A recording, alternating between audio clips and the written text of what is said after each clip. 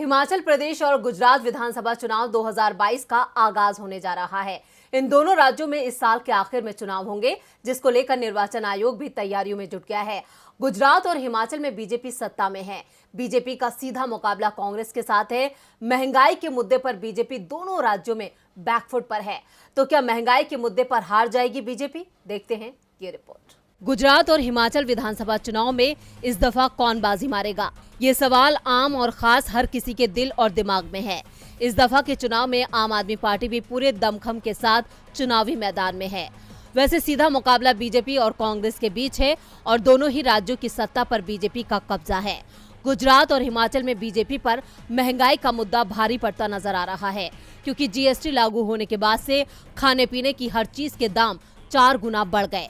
बढ़ती महंगाई लोगों की जेब पर डाका डाल रही है। 2017 के गुजरात विधानसभा चुनाव से पहले केंद्र सरकार जीएसटी को अमल में लाई और जानकार बताते थे कि इसका असर गुजरात के विधानसभा चुनाव पर पड़ेगा।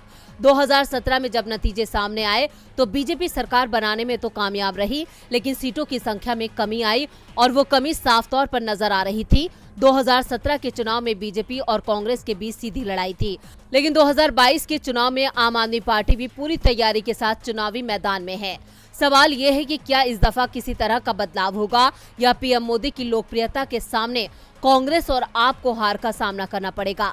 ऐसी सूरत में कई सर्वे कंपनियों ने जनता के सामने कई सवाल रखे और ये समझने की कोशिश की कि नतीजे किस तरह के आ सकते हैं। जो नतीजे सामने आए वो काफी चौंकाने वाले हैं। सबसे बड़ा सवाल तो ये था कि महंगाई कितना बड़ा मुद्दा है। लोगों की राय से साफ है कि इस बार महंगाई काफी है, ये चुनावों में बड़ा मुद्दा होगी। महंगाई के बाद बेरोजगारी दूसरा बड़ा मुद्दा है और इन दोनों ही मुद्दों पर बीजेपी की हालत चिंताजनक है।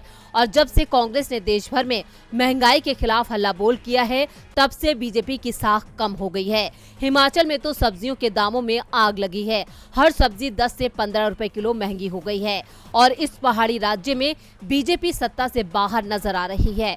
अब देखना होगा कि कांग्रेस इन मुद्दों को चुनावों में किस तरह से कैश कराती है, क्योंकि ये मुद्दे कांग्रेस को सत्ता तक पहुंचा सकते हैं।